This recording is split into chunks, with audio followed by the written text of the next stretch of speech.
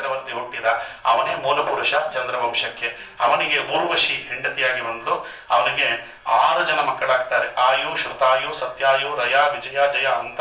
ದೊಡ್ಡವ ಆಯು, ಅವನಿಗೆ ಮಗನಾಗಿ ಬಂದವ ನಹುಷ, ನಹುಷನಿಗೆ ಮಗನಾಗಿ ಬಂದವ ಯಯಾತಿ, ಯಯಾತಿಗೆ 2 ಹೆಂಡತಿಯರು, ಶುಕ್ರಾಚಾರ್ಯರ ಮಗಳು ದೇವಯಾನಿ, ಆಮೇಲೆ ವೃಷಪರ್ವನ ಮಗಳು ಶರ್ಮಿಷ್ಠೆ.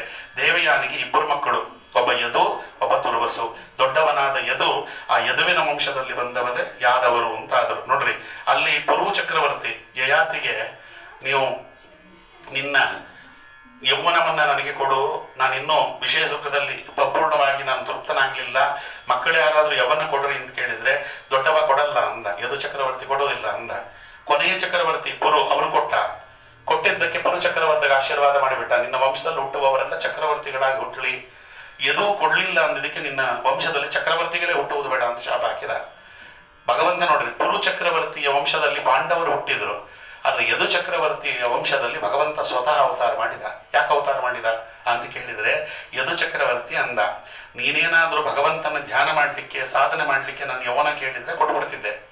ನೀನು ವಿಷಯ ಭೋಗವನ್ನ ಮಾಡ್ಲಿಕ್ಕೆ, ನಮ್ಮಮ್ಮನನ್ನ ನೀನು ಉಪಭೋಗ ಮಾಡ್ಲಿಕ್ಕೆ ಕೇಳ್ತಾ ಇದ್ದೆ, ಅದರಿಂದ ಇಂದ್ರಿಯ ಚಪಲವನ್ನೆಲ್ಲ ತೀರಿಸಲಿಕ್ಕೆ ನನ್ನ ಆಯುಸ್ಸನ್ನು ಕೊಡುವುದಿಲ್ಲ. ಭಗವಂತನ ಧ್ಯಾನ ಮಾಡ್ತೀಯ, ಉಪಾಸನೆ ಮಾಡ್ತೀಯ, ತಪಸ್ಸು ಮಾಡ್ತೀಯ, ಕೇಳು ಕೊಡ್ತೇನೆ, ವಿಷಯ ಭೋಗಕ್ಕಾಗಿ ಕೊಡುವುದಿಲ್ಲ ಅಂದ ಯದು. ನೀ ಶಾಪ ಕೊಟ್ಟರು ಪರವಾಗಿಲ್ಲ ಅಂತ.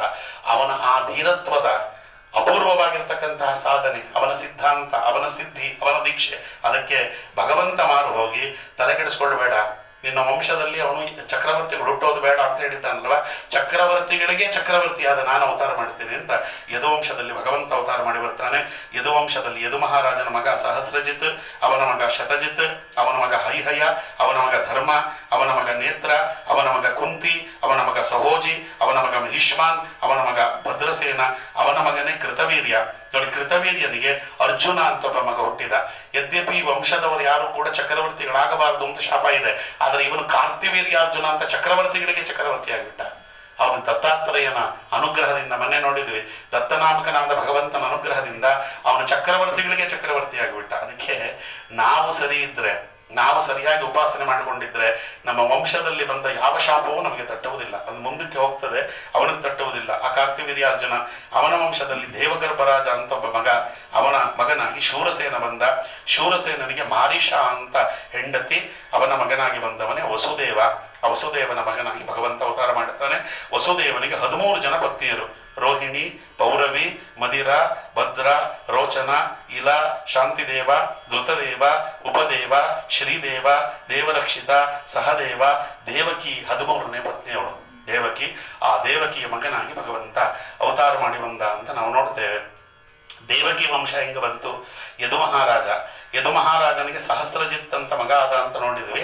ಆ ಸಹಸ್ರಜಿತ್ಗೆ ಸತ್ವತ ಅಂತ ಒಬ್ಬ ಮಗ ಇದ್ದ, ಅವನಿಗೆ ಅಂಧಕ ಅಂತ ಒಬ್ಬ ಮಗ ಆದ, ಅವನಿಗೆ ವೃಷ್ಣಿ ಅಂತ ಒಬ್ಬ ಮಗ, ಆ ಕುಲಕ್ಕೆ ವೃಷ್ಟಿಕುಲ ಅಂತ ಹೆಸರಾಯಿತು. ಅವನಿಗೆ ವಿಲೋಮ ಅಂತ ಒಬ್ಬ ಮಗ, ಅವನಿಗೆ ಕಪೋತರೋಮ, ಆ ಕಪೋತರೋಮನಿಗೆ ಅನುವಿಗೆ ದುಂದುವಿ, ದುಂದುವಿಗೆ ದರಿದ್ಯೋತ, ದರಿದ್ಯೋತನಿಗೆ ಪುನರ್ವಸು, ಆ ಪುನರ್ವಸುವಿಗೆ ಆಹುಕ ಅಂತ ಒಬ್ಬ ಮಗ ಹುಟ್ಟಿದ. ಆಹುಕನಿಗೆ 2 ಮಕ್ಕಳಾದರು, ಒಬ್ಬ ದೇವಕ, ಒಬ್ಬ ಉಗ್ರಸೇನ. ದೇವಕನಿಗೆ 4 ಜನ ಗಂಡು ಮಕ್ಕಳು, ದೇವವಾನ್, ಉಪದೇವ, ಸುದೇವ, ದೇವವರ್ಧನ ಅಂತ. ಅವನಿಗೆ 7 ಜನ ಹೆಣ್ಣು ಮಕ್ಕಳು, ಶಾಂತಿದೇವ, ಧೃತಿದೇವ, ಉಪದೇವ, ಶ್ರೀದೇವ, ದೇವರಕ್ಷಿತ, ಸಹದೇವ, ದೇವಕಿ ಅಂತ. ಅವರೆಲ್ಲರನ್ನು ವಸುದೇವನಿಗೆ ಕೊಟ್ಟವ ಮದುವೆ ಮಾಡುತ್ತಾನೆ. ಉಗ್ರಸೇನನಿಗೆ ಉಗ್ರಸೇನನ ಹೆಂಡತಿಯಲ್ಲಿ ಮೊದಲನೇ ಮಗ ಹುಟ್ಟಿದ. ಅವ ಉಗ್ರಸೇನನಿಂದ ಹುಟ್ಟಲಿಲ್ಲ, ಉಗ್ರಸೇನನ ಹೆಂಡತಿಯಲ್ಲಿ ಒಬ್ಬ ದ್ರುಮಿಳ ಅನ್ನುವಂತಹ ರಾಕ್ಷಸ, ಅವ ಉಗ್ರಸೇನನ ವೇಷ ಹಾಕಿಕೊಂಡು ಹೆಂಡತಿಯಲ್ಲಿ ತಾನು ಗರ್ಭವನ್ನಿಟ್ಟ. ಅದಕ್ಕೆ ಅವಳೇ ಶಾಪ ಹಾಕಿಬಿಟ್ಲು, ನಿನ್ನ ಮಗ ನನ್ನ ಗರ್ಭದಲ್ಲಿ ಇದ್ದೇಪಿ ಬಂದರೂ ಅವನು ರಾಕ್ಷಸನಾಗಲಿ ಅಂತ. ಕಾಲನೇಮಿ ಕಂಸನಾಗಿ ಹುಟ್ಟಿದ. 2ನೇವ ಸುನಾಮ, 3ನೇವ ನಿಗ್ರೋಧ, 4ನೇವ ಕಂಕ, 5ನೇವ ಶಂಕು, 6ನೇವ ಸುಭೋ, 7ನೇವ ರಾಷ್ಟ್ರಪಾಲ, ಅಬ್ಧಿಸೃಷ್ಟಿ, ಸ್ತುಷ್ಟಿಮಂತ ಅಂತ 9 ಜನ ಗಂಡು ಮಕ್ಕಳು ಉಗ್ರಸೇನನಿಗೆ.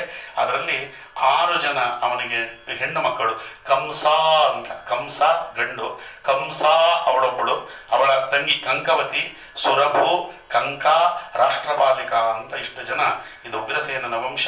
ಅದರಿಂದ ಕಂಸ, ನೋಡ್ರಿ, ದೇವಕಿ ಹುಟ್ಟಿದ್ಲಲ್ಲ, ಆಹುಕ ಇದ್ದ.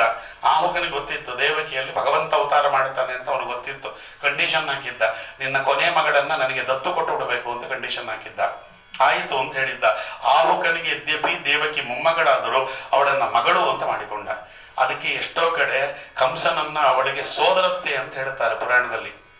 ಯಾಕೆಂದ್ರೆ ಅವಳು ಆಹುಕನ ಮಗಳು ಅಂತಾದ್ದು ಅನ್ನಕ್ಕೆ ಕಂಸನಿಗೆ ಸೋದರತ್ತೆ ಆಗ್ತಾಳೆ. ಅದೇ ಅವಳು ದೇವಕನ ಮಗಳು ಅಂದಾದ ಮೇಲೆ ಕಂಸನಿಗೆ ತಂಗಿ ಆಗ್ತಾಳೆ. ಅವರಿಬ್ಬರು ಸಹೋದರಿಯರು ಅಲ್ಲ, ಅವರು ಬರೀ ಅಣ್ಣ ತಂಗಿಯರಷ್ಟೇ. ಸಹೋದರ ಅಂದ್ರೆ ಒಂದೇ ಗರ್ಭದಲ್ಲಿ ಬಂದವರಲ್ಲ, ಅವರು ಅಣ್ಣ ತಮ್ಮನ ಮಕ್ಕಳಾಗಿ ಬಂದವರು. ಆದರೆ ಕಂಸನಿಗೆ ದೇವಕಿಯ ಮೇಲೆ ಬಹಳ ಪ್ರೀತಿ ಇತ್ತು, ಅವಳ ಮೇಲೆ ಬಹಳ ಪ್ರೇಮವಿತ್ತು. ಹಾಗಾಗಿ ತಾನೇ ಮುಂದೆ ನಿಂತು ಅವಳ ಮದುವೆಯನ್ನೆಲ್ಲ ಮಾಡಿಸಿದ. ಅದಾದ ಮೇಲೆ ಗೊತ್ತಾಯ್ತು ಕೊನೆಗೆ ಅದು ಅಶರೀರವಾಣಿ ಆಯಿತು. ಇವಳನ್ನಿಷ್ಟು ಚೆನ್ನಾಗಿ ಮೆರೆಸ್ತಿದ್ದಿ ಕಂಸ, ಆದ್ದರಿಂದ ಇವಳ 8ನೇ ಗರ್ಭ ಇದೆಯಲ್ಲ, ಆ 8ನೇ ಗರ್ಭವೇ ನಿನಗೆ ನೋಡಿ. ಪತಿ ಪ್ರಗ್ರಹಿಣಂ ಕಂಸ ಅವಾಶ್ಯಾಹ ಶರೀರವಾಗ್ ಅಸ್ಯಾಸ್ತ್ವಂ ಅಷ್ಟಮೋ ಗರ್ಭೋ ಹಂತಾಯಂ ಬಹಸೇ ಬುಧ. ಇದು 8ನೇ ಗರ್ಭ ನಿನಗೆ. ಅದು ಕೇಳಿಸ್ಕೋಬೇಕು ಸರಿ, 8ನೇ ಮಗು ಅಂತಲ್ಲ ಹೇಳಿದ್ದು, 8ನೇ ಗರ್ಭ ಅಂತಾರೆ. 8ನೇ ಗರ್ಭ ನಿನಗೆ ಮೃತ್ಯುವಾಗಿ ಬರ್ತದೆ ಅಂತ ಹೇಳಿದ್ರು. ತಕ್ಷಣ ಅವನು ಹಿಡಿದ ಕುತ್ತಿಗೆಯನ್ನು ಹಿಡಿದ ಅವಳ ತಲೆ ಕೂದಲನ್ನು ನೋಡಿ, ಮೊಟ್ಟ ಮೊದಲ ಬಾರಿಗೆ ತಲೆ ಕೂದಲಿಗೆ ಕೈ ಹಾಕಿದವ, ಕೋರೆಯಿಂದ ಅವನು ಕತ್ತಿಯನ್ನ ತೆಗೆದ. ಆವಾಗ ವಸುದೇವ ಮಾತಾಡ್ತಾನೆ, ತುಂಬಾ ಇದೆ ಮಾತುಗಳು. ಆ ಮಾತುಗಳಾಡುವಾಗ ಭಲೆ ನೀನು ಶಸ್ತ್ರಾಸ್ತ್ರ ವಿದ್ಯೆಯನ್ನು ಕಲಿತಿದ್ದು ಸಾರ್ಥಕ ಆಯಿತು ಕಂಸ ಅಂದ್ಬಿಟ್ಟವ. ಒಬ್ಬ ಹೆಣ್ಣಿನ ಮೇಲೆ ತೋರಿಸ್ತೀಯ, ಅಲ್ಲಿ ಹೇಳಿದ್ ನಿನ್ಗೆ ಅರ್ಥವೇ ಆಗಲಿಲ್ಲ. ಇವಳ 8ನೇ ಗರ್ಭದಿಂದ ನಿನಗೆ ಮರಣ ಅಂತ ಹೇಳಿದ್ದಾರೆ ಹೊರತು ಇವಳಿಂದ ನಿನಗೇನಾಗತ್ತೆ ಅಂತ ಹೇಳಿಲ್ವಲ್ಲ. ಅದಕ್ಕೆ ನನ್ನ ಮಾತನ್ನು ನಂಬ್ತಿದ್ದಾನೆ, ನಂಬು. ಏನು ಅಂದ್ರೆ ಇವಳಿಗೆ ಹುಟ್ಟಿದ ಪ್ರತಿಯೊಂದು ಮಗುವನ್ನು ಕೂಡ ತಂದು ನಿನಗೆ ಕೊಟ್ಟು ಬಿಡುತ್ತೇನೆ. ಮಕ್ಕಳನ್ನು ಸಾಯಿಸಿಬಿಡು. ಮಕ್ಕಳನ್ನು ಕೊಂದ ಮೇಲೆ ಇವಳಿಂದ ಏನೂ ಸಮಸ್ಯೆ ಇಲ್ವಲ್ಲ, ತಂಗಿಯನ್ನು ಯಾಕೆ ಕೊಲ್ತಿ? ಮಕ್ಕಳನ್ನು ಕೊಲ್ಲು, ನಾನು ಹುಟ್ಟಿದ ಮಕ್ಕಳನ್ನು ಪ್ರತಿಯೊಂದು ಮಕ್ಕಳನ್ನು ತಂದು ನಿನಗೆ ಕೊಟ್ಟು ಬಿಡುತ್ತೇನೆ ಅಂತ ಅವನಿಗೆ ಅವನಿಗೆ ಆಶೀರ್ವಚನ ಒಂದರ್ಥದಲ್ಲಿ ಮಾತು ಕೊಡುತ್ತಾನೆ. ಕಂಸ ಬಿಟ್ಟುಬಿಟ್ಟ ಅಂತ. ಅಲ್ಲ ಆಚಾರ್ಯ, ಸುಮ್ಮನೆ ಇರಬೇಕಾಗಿತ್ತೋ ಇಲ್ಲೋ? ಈ ದೇವತೆಗಳದೆಲ್ಲ ಇದೇ ಕಿತಾಪತಿ ಆಚಾರ್ಯ. ಸುಮ್ಮನೆ ಇದ್ದು ಬಿಟ್ಟಿದ್ರೆ ಅವ್ನು 8ನೇ ಮಗು ಬಂದು ಕೊಂದು ಬಿಡ್ತಿದ್ದ, ಕೊಂದು ಬಿಟ್ಟಿದ್ರಾಗಿತ್ತು. ಅಪ್ಪ ಅಮ್ಮನನ್ನ ಸೆರೆಯಲ್ಲಿಟ್ಟು ಹಿಂಗೆಲ್ಲ ಮಾಡ್ಬೋದಾ ನಿಮ್ಮ ದೇವರು ಅಂತ ಫಸ್ಟಿಗೆ ಹೇಳಿದ್ರೆ ವಾದಿರಾಜರು ಅದಕ್ಕಂತಾರೆ. ಆಚಾರ್ಯರು ಅದಕ್ಕೊಂದು ನಿರ್ಣಯ ಕೊಟ್ಟರು. ವಿನಾಪರಾಧಿ ತಥೋ ಗರೀಯಸೋ ತಮಾತುಲೋ ಬಧ್ಯತಾಮೇತಿ ವಿಷ್ಣು ಲೋಕಸ್ಯ ಧರ್ಮಾನ್ ಅನುವರ್ತತೋತ್ರ ಪಿತ್ರೋ ವಿರೋಧಾರ್ಥಂ ಉವಾಚ ವಾಯು ಅಂತ. ಸೋದರ ಮಾವ ವದಾರ್ಹನಲ್ಲ ಅಂತ ಒಂದು ಇದೆ, ಒಂದು ನಿಯಮ ಇದೆ. ಅವನು ಏನೇ ತಪ್ಪು ಮಾಡಿದ್ರು ಕೂಡ ಸೋದರ ಮಾವನನ್ನು ಕೊಲ್ಲಬಾರದು. ವಿನಾಪರಾಧಿ ತಥೋ ಗರೀಯಸೋ ನಮಾತುಲೋ ಬಧ್ಯತಾಮೇತಿ ವಿಷ್ಣೋಹಂ. ಯಾವಾಗ ಕೊಲ್ಲಬಹುದು ಅವನನ್ನ ಅಂತ ಹೇಳಿದ್ರೆ, ಅಪ್ಪ ಅಮ್ಮನಿಗೆ ಅವನೇನಾದ್ರೂ ಹಿಂಸೆ ಕೊಟ್ಟರೆ ಅವನನ್ನು ಕೊಲ್ಲಬಹುದು. ಸ್ವಮುಖ್ಯ ಸಂಬಂಧಿನೋ ಮಾತಾಪಿತ್ರೋ ವಿರೋಧೇ ಸತಿ ತದುಪೇಕ್ಷೆಯ ಸ್ವಮುಖ್ಯ ಸಂಬಂಧಿನೋ ಮಾತುಲಸ್ಯ ಲಘೀಯತ್ವಾತ್ ವಧೋ ಯೋಗ್ಯ ಅಂತ ವಾದಿರಾಜರು ಅದಕ್ಕೆ ಅರ್ಥ ಬರೀತಾರೆ. ತಂದೆ ತಾಯಿಗಳಿಗೆ ಬಿಟ್ಟು ಅವನು ಯಾರು ಹಿಂಸೆ ಕೊಟ್ಟರು ಕೊಲ್ಲಬಾರದು ಅಂತಿದೆ. ತಂದೆ ತಾಯಿಗಳಿಗೆ ಹಿಂಸೆ ಕೊಟ್ಟ ಕೊಲ್ಲಬಹುದು. ಈಗ ತಂದೆ ತಾಯಿಗಳಿಗೆ ಅವನು ಹಿಂಸೆ ಕೊಡ್ಬೇಕಾದ್ರೆ ಏನ್ ಮಾಡ್ಬೇಕು? ಇವಳಲ್ಲಿ ಹುಟ್ಟುವಂತ 8ನೇ ಮಗು ಅವನನ್ನು ಕೊಲ್ತದೆ ಅಂತ ಗೊತ್ತಾದ್ರೆ ಅಪ್ಪ ಅಮ್ಮನಿಗೆ ಹಿಂಸೆ ಕೊಡ್ತಾನೆ. ಇಲ್ಲಾಂದ್ರೆ ಅಪ್ಪ ಅಮ್ಮನ ತಂಟೆಗೆ ಬರಲಿಲ್ಲ ಅಂದ್ರೆ ಅವನು ಸಾಯಿಸೋದು ಹೆಂಗೆ? ಅದಕ್ಕೆ ಭಗವಂತ ಶರೀರವಾಣಿಯಲ್ಲಿ ನುಡಿಸಿ ಅವನು ತೋರಿಸಿದ. ರಾಮನಾಗಿದ್ದಾಗ ನಾನು ಏನೇನು ಮಾಡಿದನಲ್ಲ ಅದಕ್ಕೆ ತದ್ವಿರುದ್ಧವಾಗಿ ಮಾಡುತ್ತೇನೆ ಕೃಷ್ಣಾವತಾರದಲ್ಲಿ ಅಂತ.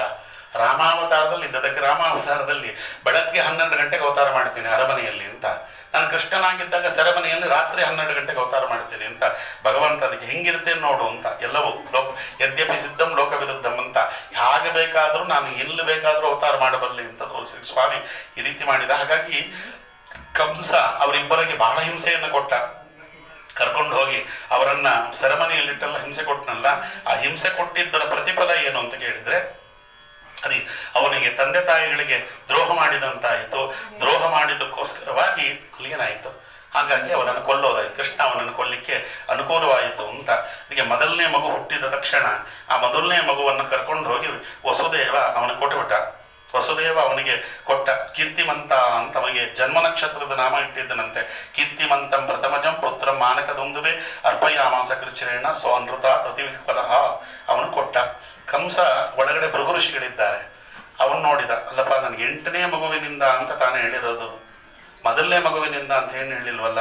ಕಿಂ ದುಸ್ಸಹ ಸುಸಾಧೂನಾಂ ವಿದುಷಾ ಕಿಂ ಅಪೇಕ್ಷಿತಂ ಕಿಮ್ಮ ಕಾರ್ಯಂ ಕರ್ತಯಾಣಂ ದುಸ್ತ್ಯಜಂ ಕಿಂ ಮೃತಾತ್ಮನ. ಮೊದಲನೇ ಮಗುವಿನಿಂದ ನನಗೇನು ಸಮಸ್ಯೆ ಇಲ್ಲ, ವಾಪಸ್ ತಗೊಂಡೋಗಿ ಬಿಡು. ಅದಕ್ಕೆ ದೃಷ್ಟ್ವಾ ಸುಮತಂ ತತ್ಸೌರೆ ಸತ್ಯಂ ಚೈವ ವ್ಯವಸ್ಥಿತಂ ಕಂಸಃ ತುಷ್ಟಮಾನಾರಾಧ ಪ್ರಹಸನ್ ಬ್ರವೀತ್. ಅವ ಹೇಳಿದ್ದು ಪ್ರತೀಯಾತು ಕುಮಾರೋಯಂ ನಹಿ ಅಸ್ಮಾನ್ ಅಸ್ತಿ ಮೇ ಭಯಾನ್ ಅಷ್ಟಮಾತ್ ಯುವಯೋಹೋ ಗರ್ಭಾನ್ ಮೃತ್ಯುಹೋ ಮೇ ವಿಹಿತಕ್ಕಿಲ್ಲ. 8ನೇ ಮಗುವಿನಿಂದ ಅಂತ ಹೇಳಿರೋದು, ಮೊದಲನೇ ಮಗುವಿನಿಂದ ಏನಲ್ಲಪ್ಪ ತಗೊಂಡೋಗ್ಬಿಡು ಸಾಕು, 8ನೇ ಮಗುವಿನ ಕೊಟ್ಟರೆ ಸಾಕು ಅಂತ ಕಳಿಸಿಬಿಟ್ಟ. ತಕ್ಷಣ ನಾರದರು ಅಲ್ಲಿಂದ ಬಂದರು. ನಾರದರು ಬಂದು ಹೇಳಿದರು, ಅಲ್ಲಪ್ಪ 8 ಅಂದ್ರೆ ಹೆಂಗೆ ಲೆಕ್ಕ ಮಾಡ್ತಾ ಇದ್ದೀನಿ ನೀನು? ದೇವತೆಗಳ ಲೆಕ್ಕದಲ್ಲಿ ಯಾವುದು ಬೇಕಾದರೂ 8 ಆಗ್ಬೋದು. ಈ ಕಡೆಯಿಂದ ವಾಪಸ್ ತಗೊಂಡ್ರೆ ಮೊದಲನೇದು 8 ಆಗ್ತದೆ. ಮೊದಲನೇದಿಂದ ತಗೊಂಡ್ರೆ ಕೊನೆಯದು ಎಂಟಾಗುತ್ತೆ. ಯಾವುದರಿಂದ ಲೆಕ್ಕ ಮಾಡಿದರೆ ಅದು ಎಂಟಾಗ್ತದೆ ಹಿಂದನೇದು. ಈಗ ಎರಡನೇದಿಂದ ಲೆಕ್ಕ ಮಾಡ್ಲಿಕ್ಕೆ ಶುರು ಮಾಡಿದ್ರಿ, ಮೊದಲನೇದು ಎಂಟಾಗುತ್ತೆ. ಮೂರನೇದಿಂದ ಲೆಕ್ಕ ಶುರು ಮಾಡಿದ್ರೆ ಎರಡನೇದು ಎಂಟಾಗುತ್ತೆ.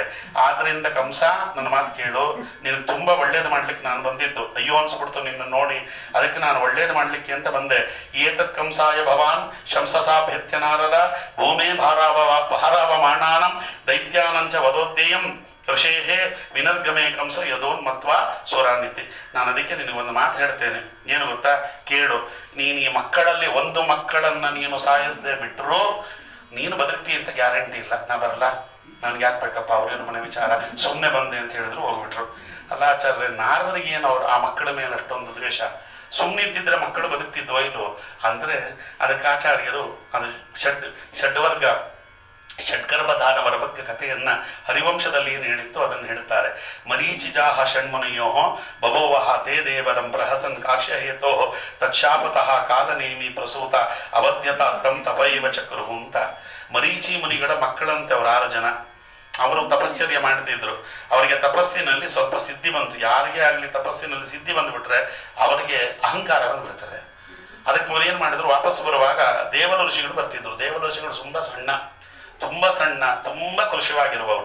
ಅವರನ್ನು ನೋಡಿ ಇವರು ಹಾಸ್ಯ ಮಾಡಿಬಿಟ್ರು.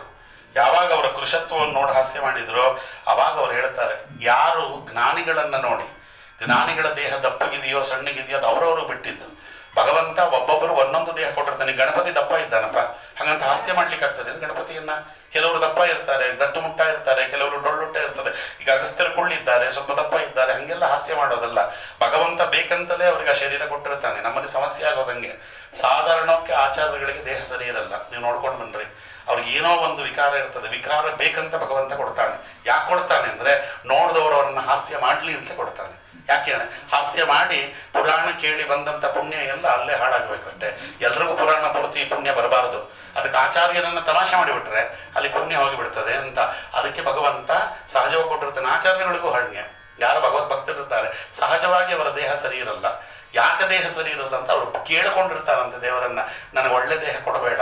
ಯಾಕೆ ಒಳ್ಳೆ ದೇಹ ಕೊಡಬೇಡ ಅಂದ್ರೆ ಈ ಕಾಮನೆಗಳಿಗೆ ಅಟ್ರಾಕ್ಟ್ ಆಗಿ ಬಿಡ್ತೇನೆ ಅಂತ. ನಮ್ಮನ್ನು ನೋಡಿ 1000 ಜನ ಅವರೂ ಪ್ರಲೋಭನೆಗೆ ಒಳಗಾಗಬಾರದು, ಅವರನ್ನು ನೋಡಿ ನಾವು ಪ್ರಲೋಭನೆಗೆ ಒಳಗಾಗಬಾರದು. ಬರೀ ನೀವು ಬನ್ನಿ ಉಪನ್ಯಾಸ ಮಾಡಿ ಎದ್ದೋಗ್ಬಿಡಿ ಆಚಾರ್ಯ, ನೀವು ನಮ್ಮ ಮನೇಲೂ ಇರಬೇಡಿ, ನಮ್ಮ ಹತ್ರ ಮಾತಾಡಬೇಡಿ ಅನ್ನೋಷ್ಟರ ಮಟ್ಟಿಗೆ ಇಟ್ಕೊಂಡಿರಬೇಕೆ ಹೊರತು ನೀವು ಬರ್ತಾ ಇರಿ ಆಚಾರ್ಯ, ನಿಮ್ಮ ಜೊತೆ ಮಾತಾಡ್ತಿದ್ರೆ ಬಹಳ ಸಂತೋಷವಾಗತ್ತೆ ಅಂತ ಅಗತ್ಯಕ್ಕಿಂತ ಮೀರಿದಂತಹ ವ್ಯಾಪ್ತತೆ, ಅಗತ್ಯಕ್ಕಿಂತ ಮೀರಿದಂತಹ ಹೊಂದಾಣಿಕೆ ಆಗಬಾರ್ದು ಅನ್ನೋದಕ್ಕೆ ಸ್ವಾಮಿ ಮಾಡಿರ್ತಾನೆ. ಅದಕ್ಕೆ ದೇವರ ಋಷಿಗಳು ಸಾಕ್ಷಿ. ಅದಕ್ಕೆ ಅವರು ಹೇಳಿದ್ರು, ಜ್ಞಾನಿಗಳ ಜ್ಞಾನವನ್ನ ನೋಡದೆ ಅವರ ಮೈಯನ್ನ ನೋಡಿ ಹಾಸ್ಯ ಮಾಡುವುದು ರಾಕ್ಷಸರ ಲಕ್ಷಣ. ಅದಕ್ಕೆ ನೀವೆಲ್ಲ ರಾಕ್ಷಸರಾಗಿ ಹುಟ್ಟಿ ಅಂತ ಶಾಪ ಹಾಕಿದ್ರು. ಅವರೆಲ್ಲ ಕಾಲನೇಮಿಯ ಮಕ್ಕಳಾಗಿ ಹುಟ್ಟಿದ್ರಂತೆ 6 ಜನ. ಕಾಲನೇಮಿ ಹಿರಣ್ಯಕಶಿಪುವಿನ ರಾಜ್ಯದಲ್ಲಿದ್ದ. ನಾನು ಹಿರಣ್ಯಕಶಿಪು ಕಥೆ ನೋಡ್ತಾ ಇದ್ವಿ. ಅವರೆಲ್ಲ ಯಾವ ರಾಕ್ಷಸರು ಹುಟ್ಟಿದ್ರು ಕೂಡ ಅವ್ರು ಮೊದಲು ಮಾಡೋದೇನು ಅಂದ್ರೆ ನೇರವಾಗಿ ದೇವರ ಹತ್ರಕ್ಕೆ ಹೋಗ್ತಾರೆ, ಬ್ರಹ್ಮದೇವರ ಹತ್ರಕ್ಕೆ. ಅವಧ್ಯನಾಗಬೇಕು ಅಂತ ವರ ಪಡ್ಕೊಂಡು ಬರ್ತಾರೆ, ಅದವರದು. ಸರಿ, ಅವ್ರು ನೇರವಾಗಿ ಹೋದ್ರು, ಬ್ರಹ್ಮದೇವರನ್ನ ಕುರಿತು ತಪಸ್ಸು ಮಾಡಿದ್ರು, ಅವಧ್ಯನಾಗಬೇಕು ಅಂತ ವರವನ್ನ ಪಡ್ಕೊಂಡ್ರು. ಸರಿ, ವಾಪಸ್ ಬಂದ್ರು. ಈ ಕಲ್ಪ ಮುಗಿಯೋದ್ರಿಗೂ ನೀವು ಸಾವಿಲ್ಲ ಅಂತ ಅವ್ರು ಹೇಳಿದ್ರು. ವಾಪಸ್ ಬಂದ್ರು. ಅವ್ರು ವಾಪಸ್ ಬರ್ತಾ ಇದ್ದಾರೆ. ಹಿರಣ್ಯಕಶಿಪು ಬಂದ ಎದುರುಗಡೆಯಿಂದ, ಎಲ್ಲಿಗೆ ಹೋಗಿದ್ರಿ ಇಂದ? ಬ್ರಹ್ಮದೇವರ ಹತ್ರ ವರ ಪಡ್ಕೊಳ್ಳಿಕ್ಕೆ ಹೋಗಿದ್ವಿ. ಹಿರಣ್ಯಕಶಿಪು ಮಾತಾಡ್ತಾನೆ, ದಾತಾ ಪ್ರದಾತ ವರಂ ಯೇಷಂ ತದೈವ ಶಶಾಪಾನ್ ಕ್ಷಾ ತಲೆ ಸಂಭವಾತ್ ತತ್ರ ಸ್ವ ತಾತೋ ಭವತಾಂ ನಿಹಂತೇತ ಆತ್ಮ ಅನ್ಯತೋ ವರ್ಲಿಪ್ಸುನ್ ಹಿರಣ್ಯ. ಆಚಾರ್ಯರು ಹೇಳಿದರು. ಅವನು ಹೇಳಿದ, ನಾನೇ ದೇವರು, ನನ್ನನ್ನು ಕುರಿತು ತಪಸ್ಸು ಮಾಡಬೇಕಾಗಿತ್ತು. ನೀವು ಬ್ರಹ್ಮದೇವರನ್ನು ಹೆಂಗೆ ತಪಸ್ಸು ಮಾಡಿದಿರಿ? ರೂಲ್ಸ್ ಬ್ರೇಕ್ ಮಾಡಿದ್ದೀರಿ ನೀವು. ನನ್ನ ರಾಜ್ಯದಲ್ಲಿ ಯಾರು ಏನೇ ತಪಸ್ಸು ಮಾಡಬೇಕಾದರೂ ಪೂಜೆ ಮಾಡಬೇಕಾದರೂ ಹಿರಣ್ಯಕಶಿಪು ಪ್ರೇರಣ್ಯ ಹಿರಣ್ಯಕಶಿಪು ಪ್ರೀತ್ಯರ್ಥಂ ಅಂತಲೇ ಮಾಡಬೇಕು. ನೀವು ಬ್ರಹ್ಮನನ್ನು ಕುರಿತು ಹೆಂಗೆ ತಪಸ್ಸು ಮಾಡಿದ್ದೀರಾದ್ರಿಂದ ಏನು ಬ್ರಹ್ಮದೇವರು ವರ ಕೊಟ್ಟಿದ್ದು? ನೀವು ಅವಧ್ಯರಾಗಿ ಅಂತ ವರ ಕೊಟ್ಟರಲ್ಲ, ನಾನು ನಿಮಗೆ ಶಾಪ ಕೊಡ್ತಾ ಇದ್ದೇನೆ, ನೀವು ಮಕ್ಕಳಾಗಿ ಹುಟ್ಟಿ ನಿಮ್ಮ ಅಪ್ಪನೇ ನಿಮ್ಮನ್ನು ಹೊಡೆದುಕೊಳ್ಳಿ ಅಂತ ಶಾಪ ಹಾಕಿದ್ರು. ಅದೇ ಕಾಲನೇಮಿಯೇ ಕಂಸನಾಗಿ ಹುಟ್ಟಿದ. ಈ ಕಂಸನ ಮಕ್ಕಳೇ ದೇವಕಿಯ ಮಕ್ಕಳಾಗಿ ಹುಟ್ಟಿದ್ರು. ಅದಕ್ಕೆ ನಮ್ಗೆ ಗೊತ್ತಿಲ್ಲ, ಯಾರದ್ದೋ ಹಿಂಸೆ ಕೊಡ್ತಾ ಇದ್ದೀವಿ ಅನ್ಕೋತಾರೆ. ಕಂಸ ದೇವಕಿ ಮಗುವನ್ನ ಕೊಲ್ತಾ ಇದ್ದೀನಿ ಅಂತ ಅವನ ಅನ್ಕೊಂಡ. ಅವನು ಕೊಲ್ತಿರೋದು ಅವರ ಮಕ್ಕಳನ್ನೇ, ತನ್ನ ಸ್ವಂತ ಮಕ್ಕಳನ್ನ ಅವ ಕೊಲ್ತಿದ್ದಾನೆ. ಅದಕ್ಕೇನು ಮಾಡಿದ್ರು? ಭಗವಂತ ದುರ್ಗಾದೇವಿಗೆ ಹೇಳಿದ್ನಂತೆ, ತದಾ ತಾನ್ ಭಗವತೋ ಪ್ರಚೋದಿತ ದುರ್ಗಾ ಪದಿಗೆ ಪ್ರಸ್ವಾಪಯಿತ್ವ ಪ್ರಕರ್ಷಕಾಯಾತ್ ಶ್ರಮಾತ್ ಸ್ವಮಾವೇಶ ಯದಾಶು ದೇವಕಿ ಗರ್ಭಾಶಯೋತಾನ್ ನ್ಯಚನಚ್ಚ ಕಂಸಃ. ಭಗವಂತ ಹೇಳಿದ, ಅವರನ್ನು ಕರ್ಕೊಂಡೋಗಿ ಒಂದು ಗುಹೆಯಲ್ಲಿ ನಿದ್ರೆ ಮಾಡಿಸಿ ಬಿಡುವವರಿಗೆ. ಆ ಮಕ್ಕಳೆಲ್ಲ ಹೋಗಿ ನಿದ್ರೆ ಮಾಡಿದ್ರು. ಶರೀರದಿಂದ ಒಂದೊಂದೇ ಶರೀರದ ಒಂದು ಅಂಶವನ್ನು ತೆಗೆದುಕೊಳ್ಳೋದು, ದೇವಕಿ ಗರ್ಭದಲ್ಲಿ ಹಾಕೋದು, ದೇವಕಿ ಗರ್ಭದಲ್ಲಿ ಅದು ಹುಟ್ಟುತ್ತದೆ, ಕಂಸ ಹೊಡೆದುಕೊಳ್ತಾನೆ, ಕೊಂದ್ಮೇಲೆ ತಿರ್ಗಾ ತಗೊಂಡೋಗಿ ಅಲ್ಲಿ ನಿದ್ರೆ ಮಾಡಿರ್ತಾರಲ್ಲ ಅವ್ರ ಒಳಗೆ ವಾಪಸ್ ಬಿಟ್ಟುಬಿಡೋದು. ಇದನ್ನ ದುರ್ಗಾದೇವಿಗೆ ಭಗವಂತ ಹೇಳಿದ. ಷಡ್ಗರ್ಭನಾಮ ಧನವಾಹ ಪುತ್ರ ವೈ ಕಾಲನೇಮಿನಃ ತೇತಾತ ತಾತಂ ಸಂತ್ಯಜ್ಯ ಹಿರಣ್ಯಕಶಿಪುಂಪುರ ಉಪಾಸನಂ ಚಕ್ರಿರೇ ದೈತ್ಯ ಪುರಾ ಲೋಕ ಪಿತಾಮಹ ಅಂತ ಅಲ್ಲಿ ಹರಿವಂಶದಲ್ಲಿ ಇದನ್ನು ಹೇಳ್ತಾರೆ ಆಚಾರ್ಯರು. ಅದಕ್ಕೆ ನಿರ್ಣಯವನ್ನು ಕೊಟ್ಟಿದ್ದಾರೆ. ಇದಾದ್ಮೇಲೆ 6 ಮಕ್ಕಳು ಹೋಯಿತು. ಈ 7ನೇ ಮಗು ಹುಟ್ಟಬೇಕು. ಅದು ಬಲರಾಮದೇವರು ಶೇಷದೇವರು ಕೇಳ್ಕೊಂಡಿದ್ರಂತೆ ಭಗವಂತನಿಗೆ. ಯಾಕೆಂದ್ರೆ ರಾಮಾವತಾರದಲ್ಲಿ ರಾಮ ಮತ್ತು ಲಕ್ಷ್ಮಣ ಏಕೋದರರಾಗಿ ಹುಟ್ಟಲಿಲ್ಲ. ಅವರೇನು ಅಂದರೆ ಅವರು ಚಿಕ್ಕಮ್ಮ ದೊಡ್ಡಮ್ಮನ ಮಕ್ಕಳಾಗಿ ಹುಟ್ಟಿದ್ರು. ಆ ತಂದೆ ಒಬ್ಬನೇ ಆದರೂ ಕೂಡ ಕೈಕೇಯಿಯ ನೋಡಿ ಅಲ್ಲಿ ಸುಮಿತ್ರಾದೇವಿಯ ಮಗನಾಗಿ ಲಕ್ಷ್ಮಣ ಅವತಾರ ಮಾಡಿದ, ಕೌಸಲ್ಯ ಮಗನಾಗಿ ರಾಮದೇವರು ಅವತಾರ ಮಾಡಿದ. ಈ ಬಾರಿ ನಾವು ಒಂದೇ ತಾಯಿ ಮಕ್ಕಳಾಗಿ ಹುಟ್ಟಬೇಕು ಅಂತ. ಆದರೆ ಸಮಸ್ಯೆ ಇದೆ. ಒಂದೇ ತಾಯಿ ಮಕ್ಕಳಾಗಿ ಹುಟ್ಟಬೇಕು ಅಂತಂದರೆ ಅಲ್ಲಿ ರೋಹಿಣಿ ನನಗೆ ಇದು ಶೇಷದೇವರ ಮಗನಾಗಿ ಬರಬೇಕು ಅಂತ ಬೇರೆ ಕೇಳ್ಕೊಂಡಿದ್ದಾಳು ಅವಳು. ಅದಕ್ಕೆ ಭಗವಂತ ಏನು ಮಾಡಿದ, ಸತತ್ರ ಮಾಸತ್ರಯ ಮುಷ್ಯ ದುರ್ಗಯ ಪ್ರವಾಹಿತೋ ರೋಹಿಣಿ ಗರ್ಭಮಾಶು. 3 ತಿಂಗಳು ನೀನು ಗರ್ಭದಲ್ಲಿರು, ದೇವಕಿ ಗರ್ಭದಲ್ಲಿರು. ದುರ್ಗಾದೇವಿ ಅದಾದ ಮೇಲೆ ಅದನ್ನು ತಗೊಂಡು ಹೋಗಿ ರೋಹಿಣಿ ಗರ್ಭದಲ್ಲಿ ಇಡ್ತಾಳೆ. ನಿಯುಕ್ತಯ ಕೇಶವೇ ನಾಥ ತತ್ರ ಸ್ಥಿತ್ವ ಮಾಸ ಸಪ್ತಜಾತ ಪೃಥ್ವಿಯ. ಅಲ್ಲಿ 7 ತಿಂಗಳಿರು, ನನಗೆ 3 + 7 10 ತಿಂಗಳು. ಅದಾದ್ಮೇಲೆ ನೀನು ಹುಟ್ಟಿವ ಅಂತ ಭಗವಂತ ಅವ್ರಿಗೆ ಹೇಳಿದ್ದ. ಹಾಗಾಗಿ ಬಲರಾಮದೇವರು ಕೂತರಂತೆ. ಬಲರಾಮ ಶೇಷದೇವರು ಬಂದು ಕೂತ ಮೇಲೆ ದುರ್ಗಾದೇವಿ 3 ತಿಂಗಳಾದ ಮೇಲೆ ಅವರನ್ನು ತೆಗೆದುಕೊಂಡು ಹೋಗಿ ರೋಹಿಣಿ ಗರ್ಭಕ್ಕೆ ಹಾಕಿದಳು. ಅದಾದ್ಮೇಲೆ ಅಲ್ಲಿ 7 ತಿಂಗಳ ಕಾಲ ಇದ್ದು ಶೇಷದೇವರು ಅವತಾರ ಮಾಡಿದ್ರು ಅಂತ ಸಮಸ್ಯೆ ಆಗಬೇಕಾದದ್ದಿದೆ. ಈಗ ಆ ಗರ್ಭಸ್ರಾವವಾಯಿತು ಅಂತ ಹೊರಗಡೆ ಗೊತ್ತಾಯಿತು. ಕಂಸನಿಗೆ ತಲೆ ಬಿಸಿ ಆಯಿತು. ಈ ಮುಂದೆ ಹುಟ್ಟೋ ಮಕ್ಕಳು 7ನೇ ಮಗುನ 8ನೇ ಮಗುನ ಅಂತ. ಯಾಕಂದ್ರೆ 6 ಮಕ್ಕಳಿಗೂ ಸಮಸ್ಯೆ ಇಲ್ಲ. ಈಗ 7ನೇ ಮಗು ಹುಟ್ಟಲಿಲ್ಲ, ಗರ್ಭಸ್ರಾವ ಆಗೋಯ್ತು. ಈಗ ಮುಂದೆ ಹುಟ್ಟೋದನ್ನ ಏನಂತ ಹಿಡಿಬೇಕೀಗ? ಈಗ 7 ಅಂತ ಹಿಡಿಬೇಕು, 8 ಅಂತ ಹಿಡಿಬೇಕು ಅಂತ. ಅದಕ್ಕೆ ಅವನ ತಲೆ ಇಲ್ಲ. ಅದು 8ನೇ ಗರ್ಭ ಅಂತ ಹೇಳಿರೋದು, 8ನೇ ಮಗು ಅಲ್ಲ. ಅದಕ್ಕೆ ಅವನಿಗೇನು ಅಂದರೆ ಎಲ್ಲರನ್ನೂ ಸಾಯಿಸೋದು ಅಂತ ಗ್ಯಾರಂಟಿ ಮಾಡ್ಕೊಂಡಿದ್ದಲ್ಲ. ಸರಿ ಸಾಯಿಸೋಣ ಅಂತ ಸುಮ್ಮನಾಗಿಬಿಟ್ಟ. ಅದಕ್ಕೋಸ್ಕರವಾಗಿ ಅಂತ ಆಗ ಗರ್ಭದಲ್ಲಿದ್ದಾಗ ಅವರೆಲ್ಲ ಬಂದು ಗರ್ಭಸ್ತುತಿಯನ್ನು ಮಾಡಿದ್ರಂತೆ. ಇದಕ್ಕೆ 2 ಇದೆ. ಯಾವ ಅವತಾರದಲ್ಲೂ ಭಗವಂತನಿಗೆ ಅಣ್ಣ ಅಂತಿಲ್ಲ. ಯಾವ ಅವತಾರದಲ್ಲೂ ಭಗವಂತನಿಗೆ ಅಣ್ಣ ಅಂತ ಯಾರೂ ಆಗಲಿಲ್ಲ. ಅದು ಈ ಅವತಾರದಲ್ಲಿ ಮಾತ್ರ ಭಗವಂತನಿಗೆ ಶೇಷದೇವರ ಅಣ್ಣ ಅನ್ನಿಸಿಕೊಂಡು ಬಿಟ್ರು. ಇದು ಹೆಂಗೆ ಲೆಕ್ಕ ಇದು ಅಂತ ಒಂದು ಕಥೆ. ಅದಕ್ಕೆ ವಾದಿರಾಜರಂದರು, ತಪ್ಪು ತಿಳಿದಿದ್ದೀರಿ, ಅವ ಈ ಇದರೊಳಗೂ ಕೂಡ ಅವ ಅಣ್ಣ ಅಂತ ಹೆಸರು ಗಮನಿಸ್ಕೊಂಡ್ರು ಅವನೇನು ಅಣ್ಣನಂತೆ ನಡ್ಕೊಳ್ಳಿಲ್ಲ ಅಂತ. ಯಾಕೆ ಅಂದರೆ ಆಜ್ಞಾಪಯಾಮಾಸ ಪುರಾಸ ಶೇಷಂ ಜಗ್ನೇಶ ರೋಹಿಣಿ ಉದರೇ ದಯಾತ್ರೆ ಸಂಪ್ರೇಷಯಂತಿ ಸ್ಮ ನರೈ ನರೇಂದ್ರ ಶಯ್ಯಾ ಸ್ವಕೀಯಂ ಪುರತ್ರ ಪ್ರಯಾಣಿ ಅಂತ ಬರ್ತದಕ್ಕೆ ಉದಾಹರಣೆ ಕೊಡ್ತಾರೆ ವಾದಿರಾಜರು.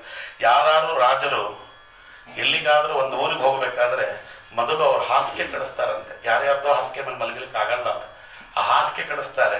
ಆ ಹಾಸಿಗೆಯನ್ನು ಹೋಗಿ ಅವನ ಹಾಸದ ಮೇಲೆ ರಾಜ ಹೋಗಿ ಅದರ ಮೇಲೆ ಮಲಗ್ತಾನೆ. ಶೇಷದೇವರು ಯಾರು? ಭಗವಂತನ ಹಾಸಿಗೆ. ಭಗವಂತ ಗರ್ಭದಲ್ಲಿ ಯಾಕೆ ಹೋಗಿ ಮಲಗುತ್ತಾನೆ? ಅವನು ಎಲ್ಲಿದ್ರೂ ಶೇಷಶಯನನೇ. ಅದಕ್ಕೆ ಭಗವಂತ ನಾ ಮಲಗ್ತೇನೆ, ನೀನು ಹೋಗಿ ಅಲ್ಲಿರು ಅಂತ ಶೇಷದೇವರನ್ನ